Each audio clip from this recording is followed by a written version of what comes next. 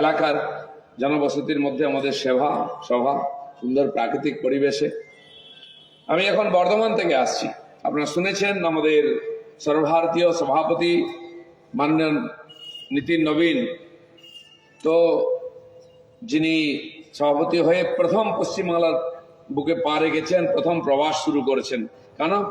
2026-এর নির্বাচন বাংলার পরিবর্তন, আর সেটাকে নিশ্চিত করার জন্য তিনি প্রথমে পশ্চিমবঙ্গ থেকে প্রবাস শুরু করেছেন। কাল থেকে এসছেন, আজ পর্যন্ত আছেন, মিটিং ছিল। তো আমি ওখান থেকেই আসছিলাম, শুনলাম যে আমাদের মাননীয় মুখ্যমন্ত্রী আজকে সিঙ্গুরে এসছেন প্রধানমন্ত্রীর রাস্তা অনুকরণ করে। আমি ভাবলাম যে ভাই তাড়াতাড়ি চলো, অনেক ভিড় হবে, রাস্তাঘাট জাম হয়ে যাবে, যাওয়া যাবে না। তো আমি পুরো পার হয়ে চলে, সিঙ্গুর পার হয়ে গেলাম, সব পার হয়ে গেলাম, তো কোথাও সভার কিছু দেখতে পেলাম না, বাসও দেখতে পেলাম না। আমি বুঝতে পারছি না সভাটা কোথায় হয়েছে। একেবারে ডানকুনি পৌঁছবার আগে দেখলাম ওখানে হ্যাঙ্গার লাগানো, সেট, কিন্তু মানুষজন নাই। কখন সভা শুরু হলো, কখন শেষ হলো, এক দুটো সরকারি বাস পেরিয়ে যাচ্ছে দেখলাম টিএমসি ঝান্ডা বেঁধে। তো কাদের নিয়ে সভা হলো? তারপরে এখানে এসে জানতে পারলাম যে সভাতে সাধারণ মানুষ আসেননি, টোটোওয়ালা যারা চালান, না হলে টোটো বন্ধ করে দেবে, অটো বন্ধ করে দেবে, তারাই মিটিংয়ে গেছিলেন। আর এই এলাকার যত স্কুল আছে, স্কুলের বাচ্চাদেরকে নিয়ে যাওয়া হয়েছে। বলছিলেন আগে তরি ভাই বলেছে নিয়ে গেছে, শুধু নিয়ে যায়নি, বাচ্চারা সেই সকালে স্কুল আছে, তারপরে মিটিংয়ে গেছে, বাড়ি ফেরেনি। তো বাড়ির বাবা মারা সব স্কুলে চলে এসছে, যে আমাদের ছেলেমেয়েরা কোথায় গেল, এখনো বাড়ি ফেরেনি কেন, খায়নি, কখন খেয়েছে। তো সে স্কুলে যখন এসে তারা প্রতিবাদ করছেন, টিএমসির নেতারা তাকে ধমকাচ্ছে। তার ভিডিও দেখে নিন, বাচ্চারা লাইন দিয়ে দাঁড়িয়ে গেছে, গাড়িতে উঠছে, আর বাবা মারা ধমকাচ্ছে তাদেরকে, বাবা মাদেরকে নেতারা ধমকাচ্ছে, গেছে তো কি হয়ে গেছে। আজ এর আগে আমরা শুনতাম আইসিডিএস এর কর্মীরা মিটিং আসতেন, আশা কর্মীরা আসতেন, তারপরে লক্ষ্মীর ভান্ডার যারা পেয়েছেন সেই মহিলাদের নিয়ে আসা হতো। এখন স্কুলের বাচ্চাদের আনতে হচ্ছে টিএমসির সভা ভরাবার জন্য। মমতা ব্যানার্জির ভাষণ শোনার জন্য কেউ আসতে চায় না, এত মিথ্যা কথা বলেন, সেটা কেউ শুনতে চায় না, তার পার্টির লোকেরাও যাচ্ছে না। আর সিঙ্গুরে উনি বলবেনটা কি? আমি শুনছিলাম ভাষণে বলেছেন এই করব, ওই তাই হবে, হাজার হাজার লোকের চাকরি হবে। 15 বছর হয়ে গেল, এখনো হবে হবে হবে, কবে হবে? আপনি তো দিদি থেকে দিদিমা হয়ে গেলেন, যাওয়ার সময় হলো। 15 বছর অনেক সহ্য করেছি আমরা, এবার হে ঠাকুর এ বিদায় করে, আর পাচ্ছি না। এখনো বলছে হবে, অপেক্ষা করুন, হাজার হাজার লোকের চাকরি হবে। আরে যে ছেলে মেয়েরা চাকরি পড়াশোনা করলো, যারা জমি দিল, তাদের তো দিন আগে চাকরি। বলছেন স্বাস্থ্যসাথী কার্ড দিচ্ছি, আর কি রেশন দিচ্ছেন নাকি সবাইকে, ব্যাস আমাদের মূল্যবান জমি আপনি কেড়ে নিলেন।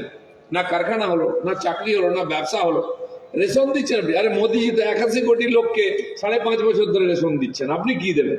আপনার ভাইরা সে রেশন খেয়ে নিচ্ছে। ডাল কেউ পেয়েছেন আজ পর্যন্ত? পেয়েছেন? সারা দেশে আপনারা তো অনেকেরই বাড়ি আছে বিহার ইউপিতে, জিজ্ঞেস করুন, চাল ডাল গম সবই পাওয়া যায়। আমাদের এখানে শুধু চাল পাওয়া যায়, এখন নাকি একটু আটা দিচ্ছেন। ডালটা কোথায় গেল? হ্যাঁ, যে খেয়েছে সে জেলের ভাত খাচ্ছিল, জ্যোতিপ্রিয় মল্লিক 2 বছর জেলের ভাত খেয়ে বাড়ি ফিরলো, আমাদের ডাল খেয়ে নিচে বলে লুট চলছে। তো আপনার মিথ্যা কথা শুনতে কে আসবে? আর আমি দেখলাম ওখানে উনি কবিতাও পড়লেন, হেলিকপ্টার করে গঙ্গাসাগর যাচ্ছিলেন, তখন মাথায় এসে কবিতা লিখে ফেলেছেন এসআইআর নিয়ে আর কি নিয়ে। আগে যে কয়েকটা কবিতার বই বেরিয়েছে সেগুলো মাঝে মধ্যে উনি বলতেন, সে কবিতাগুলো বলা হয়েছে স্কুলে পড়াতে হবে, লাইব্রেরিতে দিয়েছে। যেদিন থেকে ওনার বইগুলো স্কুলে পড়ানো শুরু হলো, সেদিন থেকে ছেলেমেয়েরা বাংলা পড়া ছেড়ে দিল, বাংলা স্কুল উঠে গেল। মমতা ব্যানার্জির কবিতা পড়ার ভয়ে বাচ্চারা স্কুলে বাংলা পড়ে না, বলে না ইংলিশ মিডিয়াম পড়বে। এই অবস্থা হয়েছে। বাংলা ভাষা, বাংলা সংস্কৃতি, শিল্প, সাহিত্য, স্বাস্থ্য, সংস্কৃতি, খেলাধুলা সব খেয়ে ফেলেছেন। তো আমাদের এখানে যে ঘটনা ঘটেছে এবং যে এসআইআর হচ্ছে, এসআইআর নিয়ে আমরা সবাই চিন্তিত। হাজার হাজার লোকের কাছে নোটিশ এসছে, নামে ভুল, বাবার নামে ভুল, কিছু একটা ভুল।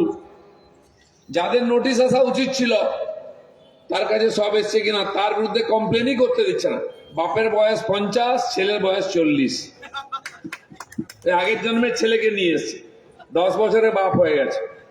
শুধু তাই নয়, অনেকের চিন্তা ছিল, কারো হয়তো সন্তান হয়নি, কারো তো একটা মেয়ে বিয়ে দিয়ে দিচ্ছেন, ছেলে নেই, খুব চিন্তা ছিল ছেলে একটা হলে ভালো হতো বুড়ো বয়সে। তার দুটো ছেলে এসে গেছে, তার ঠিকানায় দুজন ভোটার এসে গেছে। আর বিএলও এসে বলছে এই দুজন আপনার ছেলে। বলে আমার তো ছেলেই হলো না। বলে এখন তো দুটো ছেলে। একজনের তো 3টে ছেলে ছিল, তার 5টা ছেলে হয়ে গেছে। তার স্বামী স্ত্রী বলছে আমাদের তো 3টে ছেলে। বলে এখন থেকে 5টা আপনার বাড়িতে। এইভাবে ভুয়ো ভোটার ঢুকানো হয়েছে সব জায়গায়। সেটা কমপ্লেন করতে গেলে মেরে পাঠিয়ে দিচ্ছে। এখানে আমাদের ডানকুনির দুজন কার্যকর্তাকে মেরেছে, হসপিটালে পাঠিয়ে দিয়েছে। কেন কমপ্লেন করতে গেছে এটাও বলা চলবে না যে তার বাড়ি তো কোনো ছেলে ছিল না, এই 25-30 বছরের ছেলে হঠাৎ কোত্থেকে চলে এলো। বাপের বয়স 50, ছেলের বছর 40-45 হয় কি করে? আমরা দেখেছি এখানে লক্ষ্মী ভান্ডার যোজনাতে মা তার মেয়েকে নিজের যা হিসাবে দেখিয়ে তার নামে করিয়েছে। মা মেয়ে ছিল, 2 যা হয়ে গেছে। আমফানের যখন টাকা ক্ষতিপূরণ পেলো টিএমসি, নিজের ভাইকে ভাগ্নে বলে দেখিয়েছে নেতারা, দিয়ে তাকে টিকিট, তার নামে পয়সা নিয়েছে। আর এখন কোথায় নেমেছে? সভা বরাতে স্কুলের বাচ্চাদের নিয়ে আসতে হচ্ছে, যা নয় তাই। এইভাবে নির্বাচন জেতার চেষ্টা হচ্ছে। 58 লক্ষ নাম বাদ গেছে, আরো অত নাম বাদ যাবে। কিন্তু যাতে এটা সুষ্ঠুভাবে না হতে পারে, কমপ্লেনটা, ইনকোয়ারিটা, এই টিএমসির সরকারের যারা কর্মচারী তারাই বিএলও হয়েছেন, তারাই এসআই, বিডিও, এসডিও, ডিএম, এরাই হচ্ছেন এখানকার ইলেকশনের অফিসার। ডিএম হয়েছেন এবং এখানকার যে সর্বোচ্চ ইলেকশন কমিশনের জয়েন্ট কমিশনার তিনি হয়েছেন এখানকারই কর্মচারী। পশ্চিমবঙ্গ সরকারের কর্মচারীরা এখানে চালাচ্ছেন ইলেকশন কমিশনের এসআইআর। তারাই নোটিশ দিচ্ছেন, তারাই ফর্ম ফিল আপ করেছেন। ভুল হলে ওনারাই ভুল লিখেছেন। নোটিশ যদি পাঠিয়ে থাকেন ওনারাই পাঠাচ্ছেন। 1,38,00,000 লোকের নামে নোটিশ এসছে। যাই ভুল হোক আপনাকে গিয়ে লাইন দাঁড়িয়ে ওখানে করাতে হবে। এবার টিএমসি প্রচার করছে দেখো এত লোককে হ্যারাসমেন্ট করা হচ্ছে। তাদের এমপিদেরকে নাকি করা হয়েছে, আমাদের পার্টির মন্ডল প্রেসিডেন্ট, আমাদের এমএলএ, তাদের নামেও করা হয়েছে। তো কারা করছে এটা? সাধারণ মানুষকে বিজেপি এবং নির্বাচন কমিশনের বিরুদ্ধে খেপিয়ে তোলার জন্য এই ধরনের চক্রান্ত করেছে টিএমসি, করিয়েছে এই কর্মচারীদের দিয়ে। নাহলে তার বাড়ি ঘেরাও করছে, বাড়িতে ইট মারছে, তোকে এটা করতেই হবে। ভয় পেয়ে লোকে সুসাইড করছে, হার্ট অ্যাটাক হয়ে যাচ্ছে, তখন বলছে এসআইআর ভয় হয়ে যাচ্ছে। টিএমসির অত্যাচারের ভয়ে মানুষ আজকে আত্মহত্যা করতে বাধ্য হচ্ছে। এসআইআর কে হাতিয়ার করে এখানে এসআইআর করতে দেবে না। সারা ভারতবর্ষে তো 14টা রাজ্য হচ্ছে, বাকিগুলোতেও হবে। সেখানে তো একটা লোক মরে যায়নি এসআইআর ভয়ে, সেখানে তো কোনো গন্ডগোল হয়নি, সেখানে বিডিও অফিস ঘেরাও করে মারপিট হয়নি, বিএলওদের বাড়ি ঘেরাও হয়নি, বিরোধী পার্টিদের সঙ্গে মারপিট হয়নি।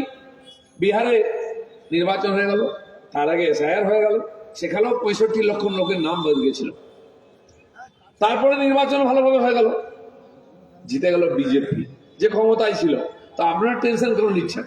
এখানে 2002 থেকে 4 সালে যখন এসআইআর হয়েছিল লাস্ট, তখন সিপিএম ক্ষমতায় ছিল। এসআইআর হওয়ার পরে সিপিএম জিতেছিল। এবার যদি এসআইআর ঠিকঠাক হয় টিএমসির আবার জেতা উচিত। কিন্তু ভয় কেন? এসআইআর এর সঙ্গে ঝগড়া কেন? নির্বাচন কমিশনের সঙ্গে ঝগড়া কেন?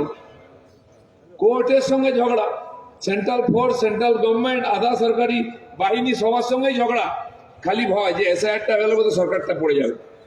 এসআইআর পরে সরকার পড়বে না, ভোটের পরেই পড়বে। কারণ মানুষ ঠিক করে রেখেছে এই নাটক আর দেখতে চায় না, এই অত্যাচার সহ্য করতে চায় না। চূড়ান্ত পর্যায়ে চলে গেছে। এই যে আমাদের এখানে উত্তরপাড়া অতি সম্প্রতি আর একটা কারখানা বন্ধ হয়েছে। কি হয়েছে কিনা কারখানা? চাপদানি নোটবুক বন্ধ হয়েছে। হিন্দ মোটর তো আগেই বন্ধ হয়েছিল। তো কারখানার এলাকা ছিল এটা।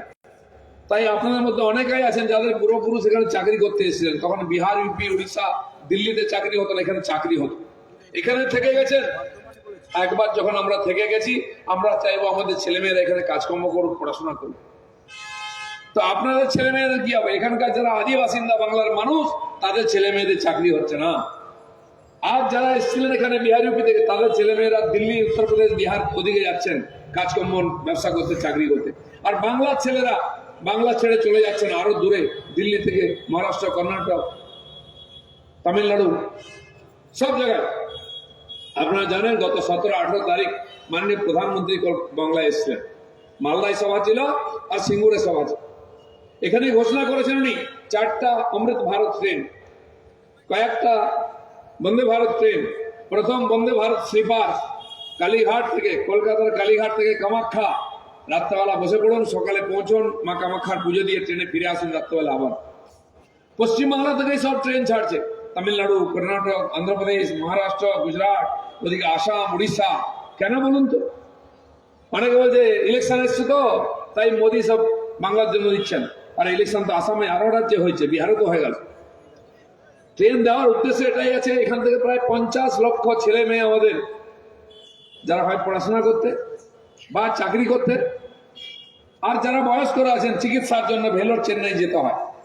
এই যে প্রায় 50 লক্ষ লোক ট্রাভেল করেন বাংলা থেকে বাংলার অন্যান্য রাজ্যে, তাদের যাতায়াতের জন্য এই ট্রেন মোদিজি দিয়েছেন। উনি জানেন এই সরকার যতদিন আছে এখানে চাকরি বাকরি হবে না, ব্যবসা হবে না, উপার্জনের কোনো রাস্তা নেই, এখানে চিকিৎসাও হবে না, উচ্চ শিক্ষাও হবে না।